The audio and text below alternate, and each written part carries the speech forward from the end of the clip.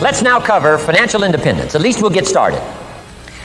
Everybody has to wrestle now with their own concept of financial independence or getting rich or becoming wealthy. I know some people are a little uncomfortable with those kind of phrases, and I can understand that.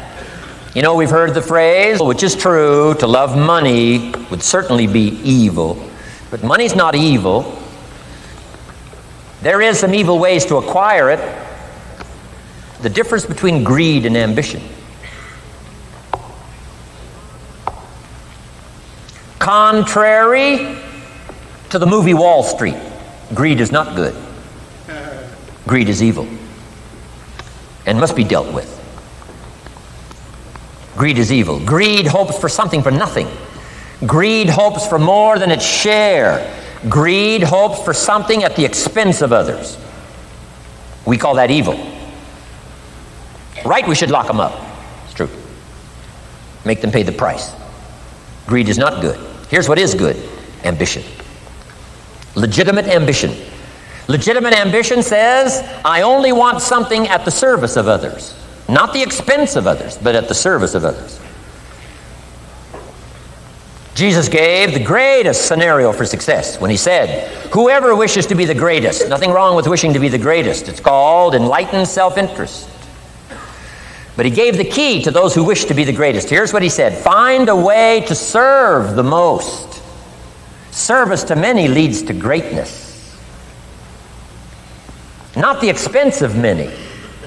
Not at the calamity of many. The greed for power caused Stalin, in his day and time, to kill 30 million of his own countrymen. His greed and lust for power was so powerful. It is true. Absolute power corrupts absolutely. Stalin, probably one of the best examples.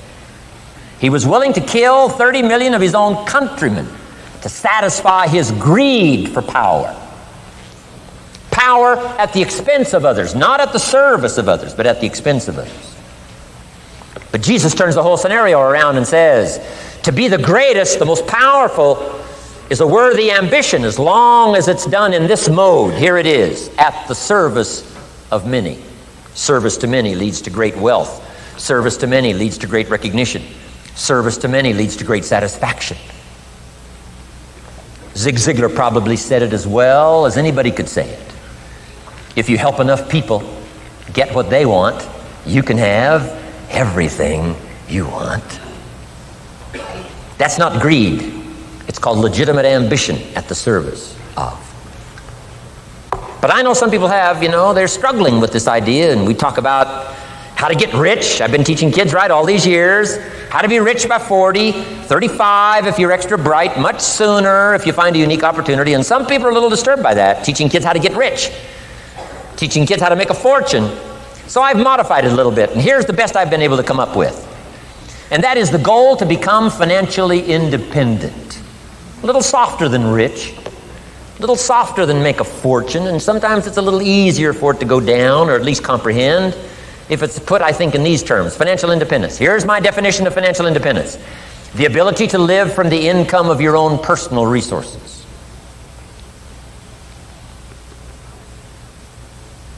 It's powerful. And I think it's a worthy goal. I think it's a worthy and legitimate ambition.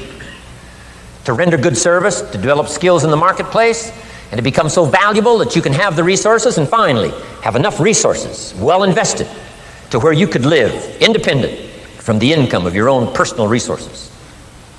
Then if you do wise things with your resources and the income, all the things you'd like to do, the projects you'd like to support, things you'd like to take care of that you can't take care of now, I think it's a worthy ambition, financial independence.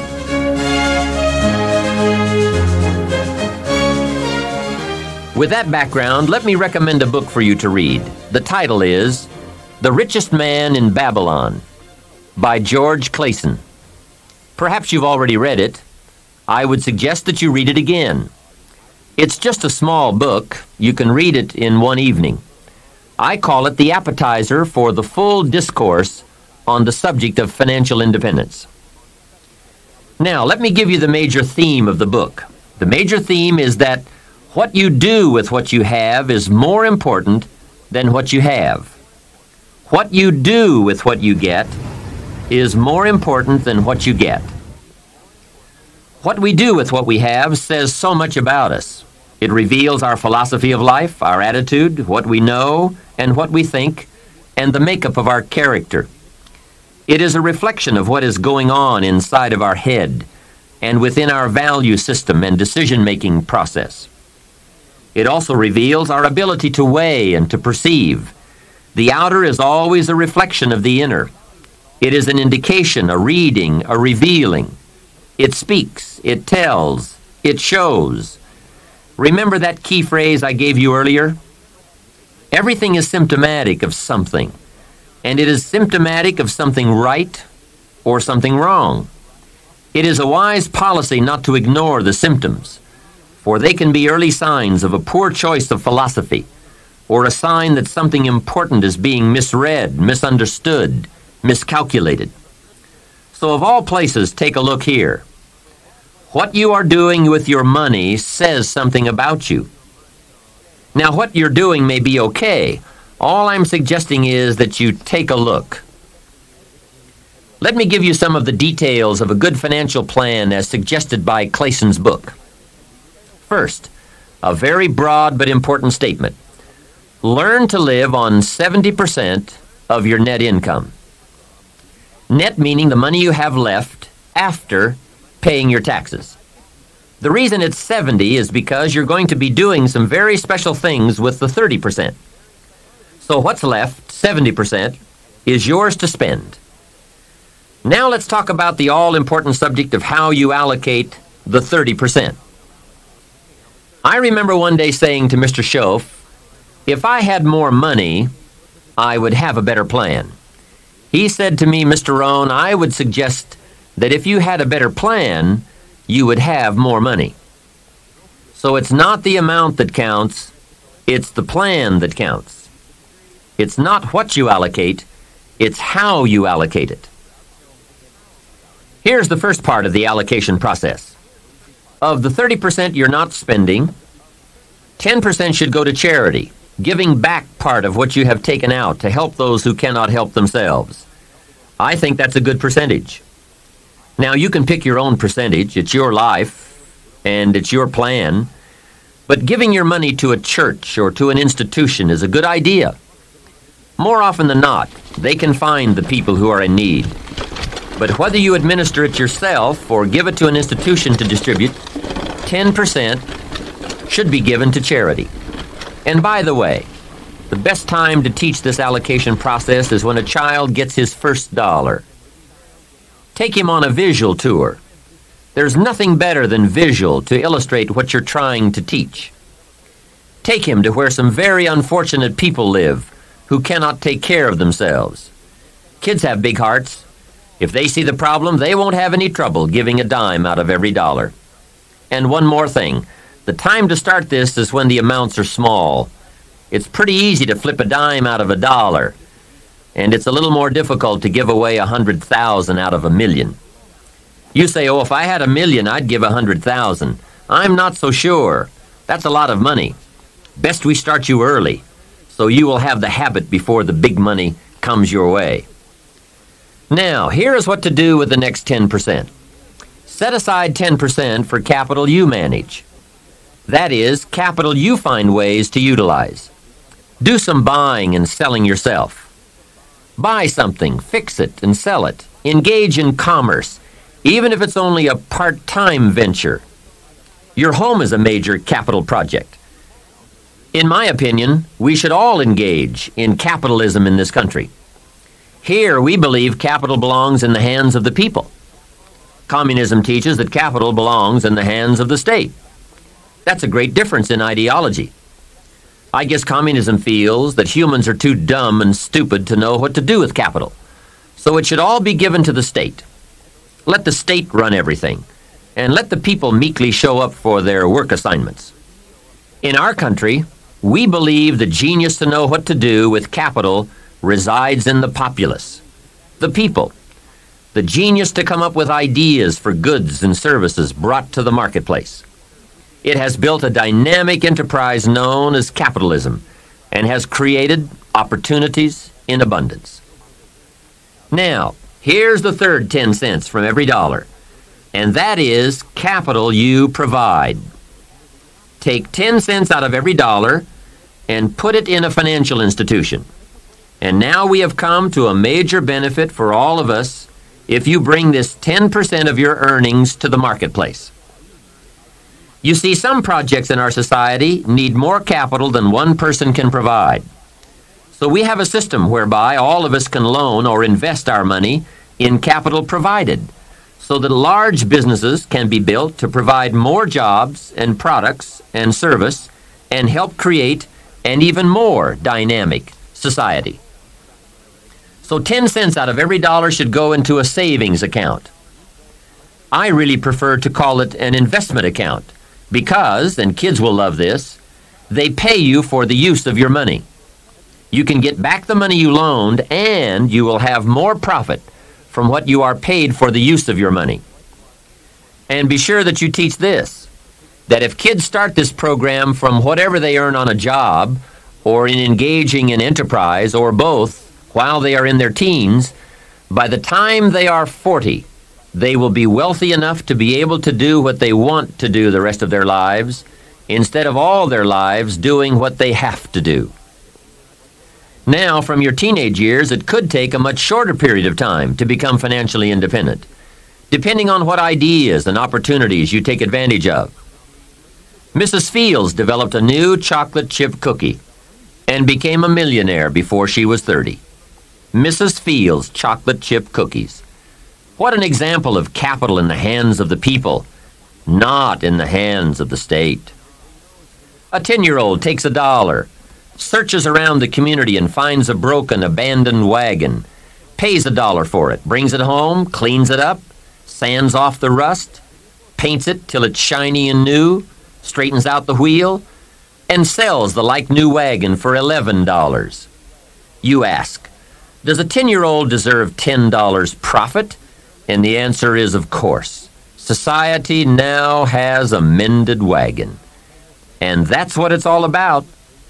Find something and leave it better than you found it. Create a value. Build an equity. It's how we build this most dynamic society called America. And everyone can contribute. Everyone can bring some value to the marketplace. We can all be students of capital, profit, equity, and value. We can all engage in enterprise. We can all participate in the disciplines that bring wealth of lifestyle and treasure. All of us and our children can build the most powerful and attractive society ever. We have the knowledge, the tools, the schools, the market, the resources. All we need is the will. Let each of us begin. Its riches are for the having.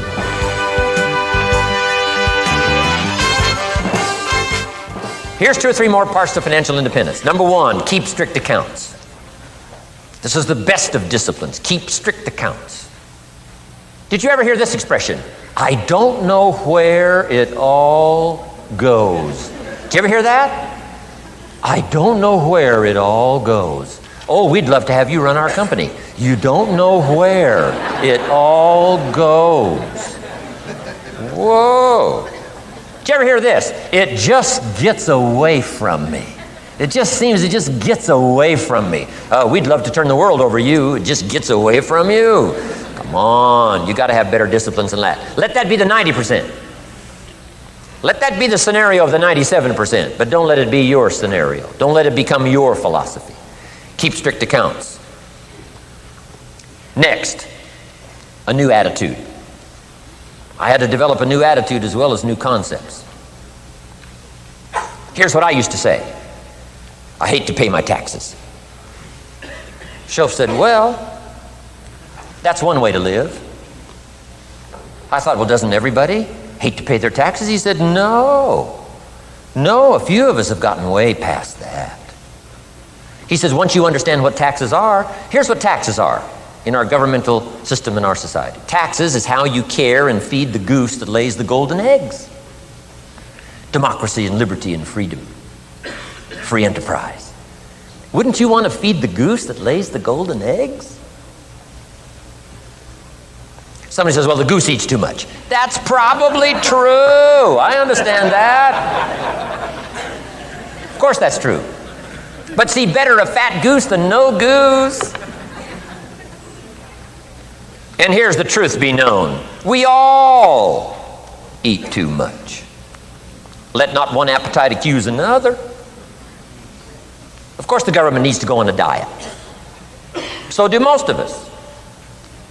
But hey, you still have to care and feed the goose that lays the golden eggs once you understand that that's what it's for. See, it is so important, the right attitude. Here's what I used to say. I hate to pay my bills. You open up the mails, nothing but these window envelopes, bills. I hate to pay my bills. Shelf said, well, that's one way to live. I said, well, doesn't everybody hate to pay their bills? He said, no, some of us are way beyond that. I said, is it possible to love to pay your bills? He said, yes. Reduce your liabilities, increase your assets. Wouldn't you love to do that? So start a whole new attitude here. Next time you pay $100 on an account, put a little note in there and say, with great delight, I send you this $100.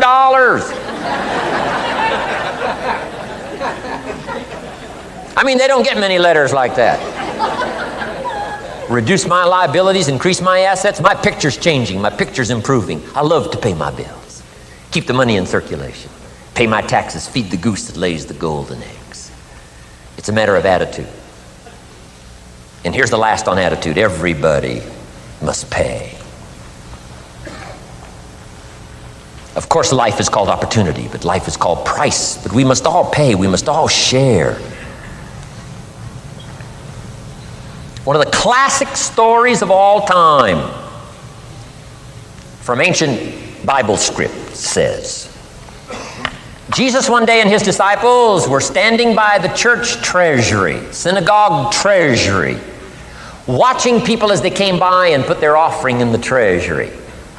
That wouldn't be a bad idea. Jesus and his disciples standing by the treasury while everybody walks by. Jesus says, how much was that? How much was that? Interesting. And the story said some people came by, put in big amounts. Some people came by, put in modest amounts, average amounts. And the story says, then a little lady comes by and puts in 2 pennies in the treasury. Jesus says to his disciples, look at that. Look at that. His disciples said, 2 pennies, 2 pennies. What's 2 pennies? Jesus said, no, you don't understand. She gave more than everybody else. They said, 2 pennies is more than everybody else? He said, yes. Because I'm certain that her 2 pennies represented most of what she had. And if you give most of what you have, then you've given the most. Wow. What a lesson to learn. It's not the amount. It's what it represents of your life that counts. Now let me give you the wisdom of the scenario that did not occur. And this is the greatest of wisdom. And in my own particular peculiar brilliance, I have the ability to record for you what was not recorded in the scenario of the story. Here's what did not occur, which may teach us one of the greatest of the wise things that was taught in this scenario. Here's what did not occur in the scenario. Jesus did not reach into the treasury and get this little lady's 2 pennies and run after her and say, here, little lady, my disciples and I have decided that you're so pitiful and you're so poor that we've decided to give you back your 2 pennies. I'm telling you that did not occur. If it would have occurred, she would have been what? Insulted. She would have rightfully said, I know my 2 pennies aren't much, but it represented most of what I had. And would you insult me by not letting me contribute what I wanted to contribute, even if it's only 2 pennies? I'm telling you that did not occur. Here's part of the wisdom of the story that was not recorded. Jesus left her pennies in the treasury, meaning everybody has to pay, even if it's only pennies. That's the key. And whether you start with pennies or whether you start with dollars or whether you start with nothing, remember, part of the scenario is to spend, of course. Part of the scenario is to invest, and part of the scenario is to show a profit, and part of the scenario is to help take care of people who can't take care of themselves. If you'll set up your own philosophy, I'm not asking you to buy my philosophy. I'm not asking you to adopt my numbers. I'm only wanting to provoke you to think, for you to come up with a splendid economic philosophy that's got you up early and got you up late, got you thinking and pondering ways to use your resources and turn it into the dreams you want for the future.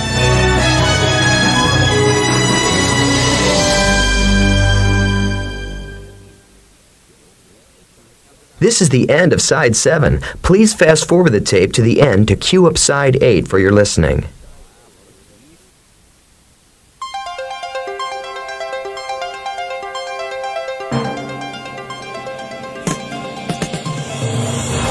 One of the keys to success that is often overlooked is the people with whom we have chosen to associate. Every day, often unconsciously, our decisions, attitudes, and actions are influenced by the decisions, attitudes, and actions of those people with whom we spend the greatest amount of time. One of the crucial elements of an exceptional life involves a careful analysis of how we are being affected by our associations with others.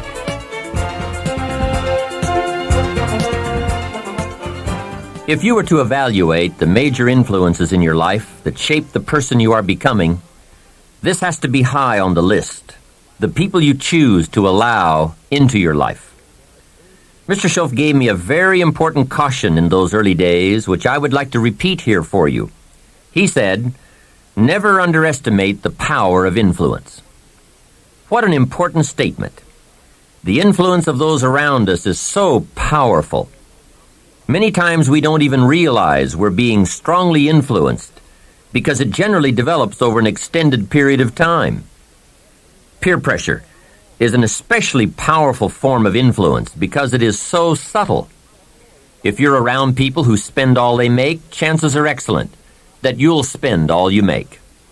If you are around people who go to more ball games than concerts, chances are excellent that you'll do the same. If you're around people who don't read many books, chances are excellent you won't read many books. People around us can keep nudging us off course a little at a time until finally, 10 years from now, we find ourselves asking, how did I get here? Those subtle influences need to be studied carefully if we really want our lives to turn out the way we've planned. Now, on this major point, let me give you 3 key questions to ask. This may help you to make a better analysis of your current associations. Here is the first question. Who am I around?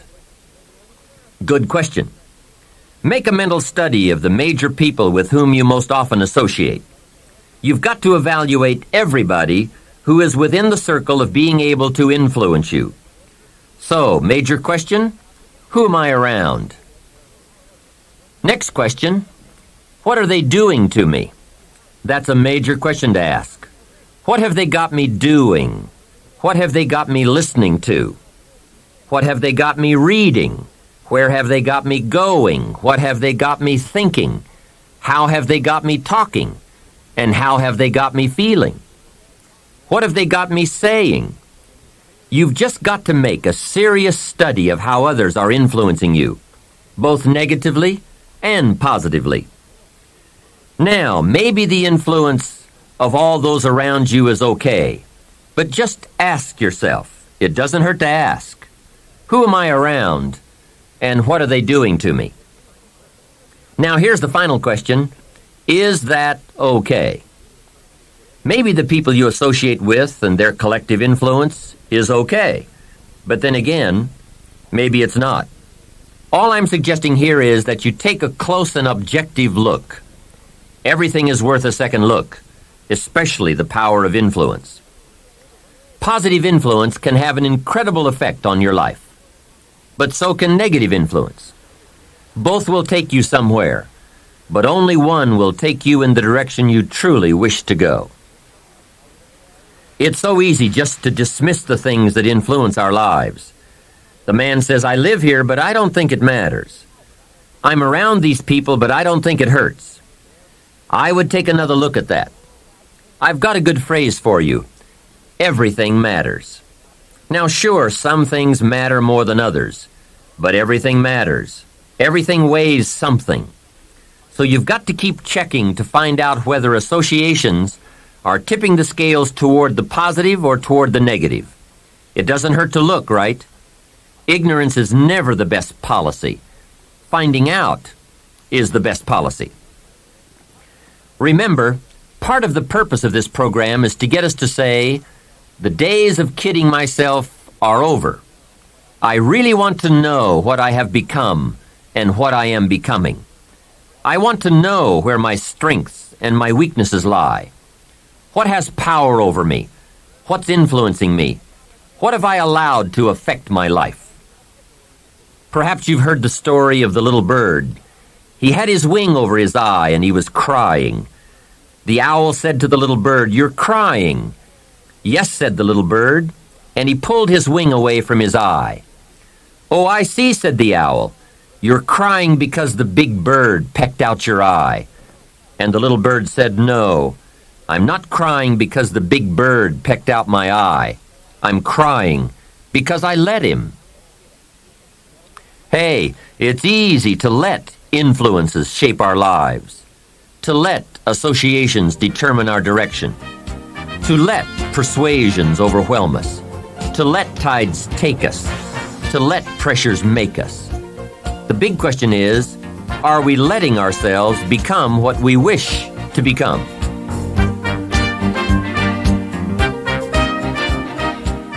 In this most important subject of association, here are some actions you may want to take.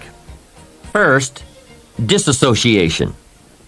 You may, after a study of those 3 questions, who am I around, what are they doing to me, and is that okay, you may come to the serious conclusion that there are some people you just have to break away from.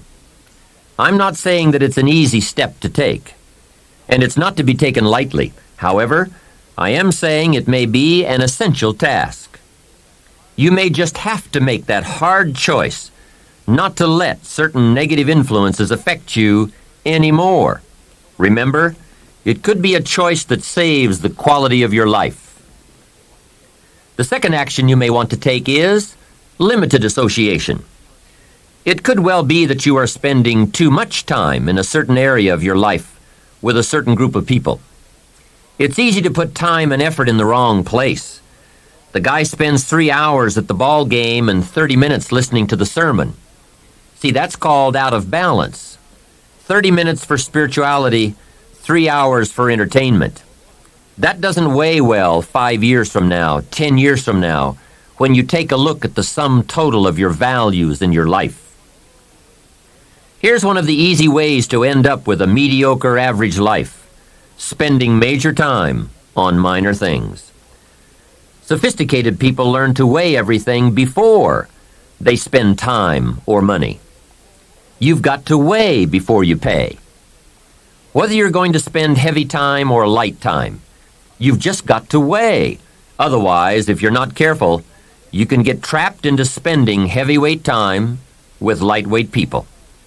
Now, it's okay to have casual friends as long as you give them casual time, not serious time. Spend major time with major influence and minor time with minor influence.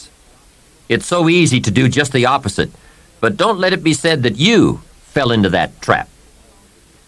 So, maybe all you need to do to change some of the influences in your life is not to eliminate them, but merely limit them. Say, I have a good time with these people, but I'm not going to spend days and days with them anymore. I'm just going to cut that down and save some of that time for more major people and more major enterprises. Remember, it's your life. You can spend your time with whomever you want and whenever you want. But you didn't invest in this program for me to kid you. Take a look at your priorities and your values. We have so little time at our disposal. Wouldn't it make sense to invest it wisely? If you have only $100 in your pocket, it's okay to spend $20 for fun and put $80 toward your important values and commitments. But would you be happy reversing those percentages? Better to put the majority of your money where you know it will get you a positive return, rather than put it where the taste is brief and the results are poor. Of course, you must be the judge. You must determine whether the situation and the people call for disassociation or limited association. But remember, if it isn't taking you where you want to be 5 years from now, 10 years from now, Now is the time to fix it. The third process is the one I most strongly suggest you begin, and that is called expanded association. That is, spending more time with the right people, people of substance and culture, people who understand philosophy and discipline, people of accomplishment and character. Many years ago, Mr. Schoaf said to me, "Mr. Rohn, if you truly wish to be successful, you've got to get around the right people." Then he said, "It looks like in your present circumstances you're going to have to plot and scheme." And that was true. I had to plot and scheme to get around the right people. On some of those early opportunities I had to be around successful people, I would park my car a couple of blocks away.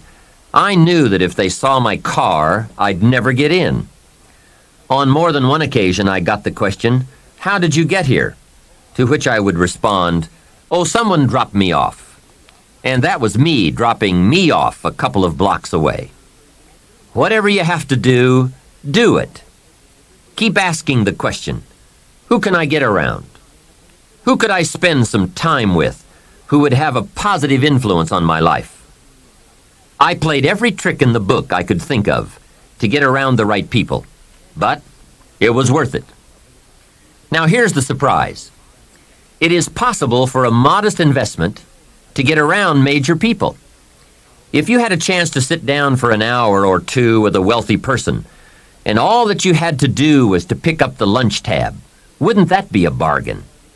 That person might drop an idea on you that could change your life. For a lunch tab. And that's where we need to go to get our success plan, from successful people. Don't pick up your plan, especially your financial plan, from unsuccessful people. Here is something else exciting. It's possible for people of modest means to start a wealth plan. You don't have to be wealthy to have a wealth plan. You don't even have to be healthy to start a health plan. All you have to be is smart. Smart enough to say, "Hey, I've got the wrong plan, and I'm going to get around someone who has a better plan and make it my plan." So, find some successful people to help you fill out your success plan. Find somebody healthy to get your better health plan going. Find somebody living a unique lifestyle to develop your lifestyle plan. This is called association on purpose, getting around the right people by expanding your circle of influence. I have a really unique friend. I'm always trying to find more ways to spend more time with him. He's the big game hunter, millionaire, businessman, traveler, and in my opinion, one of the world's great philosophers. He has two special gifts among many that make it worth all the time I can possibly spend with him.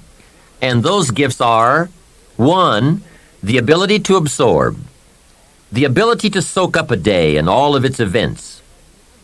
His memory is uncanny. I swear he remembers in detail almost every day of his life and every book he's read. Then he has this second unique gift, the gift of expression. He can put all he saw and touched and felt into words, exciting words. When he talks, you can feel the water lapping on your feet. You can see the colors. You can smell the aroma of the flowers and the food. What great gifts to absorb and to express. If I spend a day with him, I get my time's worth. He can put a year into a day's conversation. It leaves you spellbound. He can read a book and with flawless detail give you a capsule version, and more often than not, make it more exciting than if you read the book yourself. From Shakespeare to the Beatles, from Africa to Beverly Hills, he's got it, recorded it, and can express it with spirit and precision. You can imagine what a valuable association this is for me. From this association, I've multiplied my knowledge, my perception, my skill, my enterprise, and my lifestyle many times over. Here's another good question for you. Where do you go for your intellectual feast? Where do you go?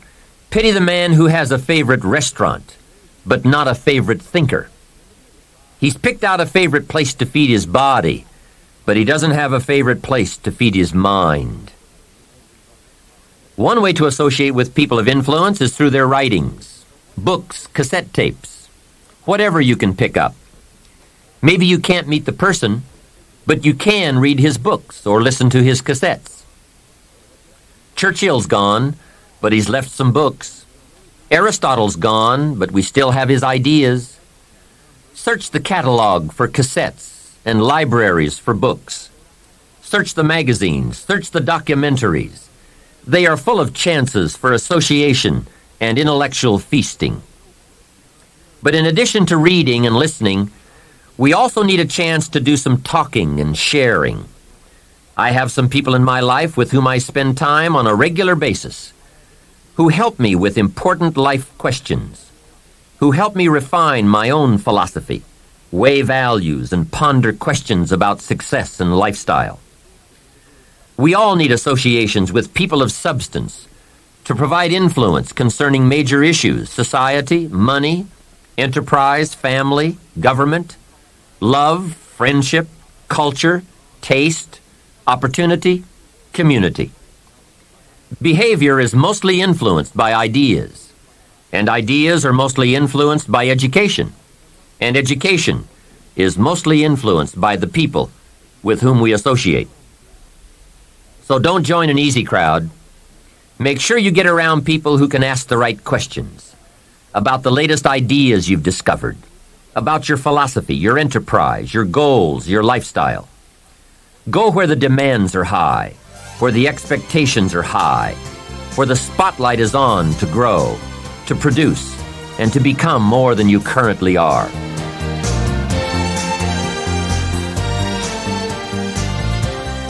One of the great good fortunes of my life was being around Mr. Shoaff those 5 years.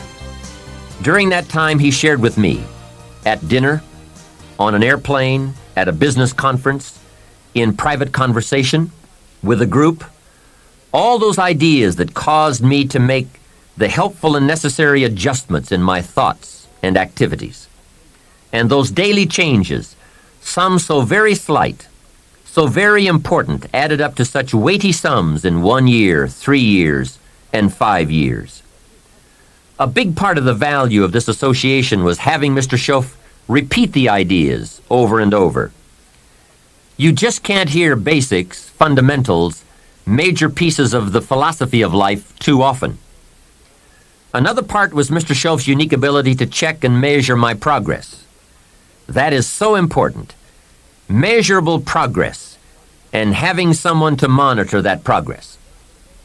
I will never forget my first list of goals that I put together after Mr. Shoaff's breakfast lecture on setting goals. My list contained only 4 or 5 items. When I showed it to him, he said, "Is this your list?" I said, "Yes."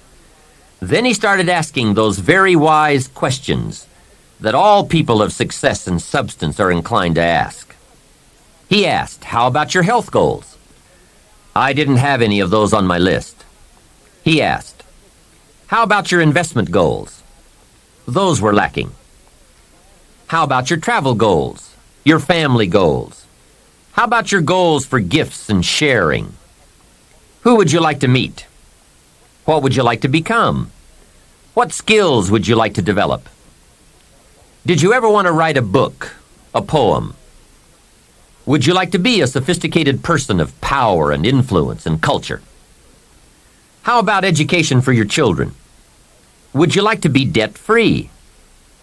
How about a splendid library stocked with the best of books? Would you like to make some new friends? Did you ever want to parachute out of an airplane? Fly a glider? Own a music library? Would you like to see New York? Visit Paris? Explore Rome? Do you need a ranch someday? A cabin in the mountains? Is there something you'd like to prove? A mark you'd like to make? Wow, what a mind-expanding conversation that was. And this was only one of many to come over those 5 years. What fantastic help it is to have someone who can ask the right questions. Remember, it's not just the answers that are important. It's the questions. Some of the most valuable influence comes from people with the awareness and skill to ask the major questions. Here's a project you might consider. Choose 2 or 3 people for whom you have a great respect. Ask each of them to make a list of the major questions they would ask if they wanted to help someone make the best choice that would lead to a successful and happy life. If you get 3 lists, you will be surprised at the difference among them. Successful people approach life from a variety of experiences and a variety of attitudes. Now, from these questions, you may get enough homework to get busy on for years to come.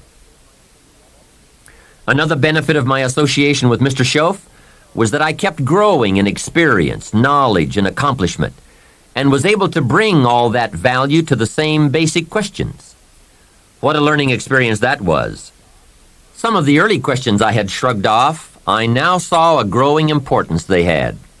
It was really my education that was changing, not the questions. It's like reading the Bible or listening to cassettes. When you have some added, measurable experience, you now bring to the reading and listening a new worth. You now listen and read at a new level.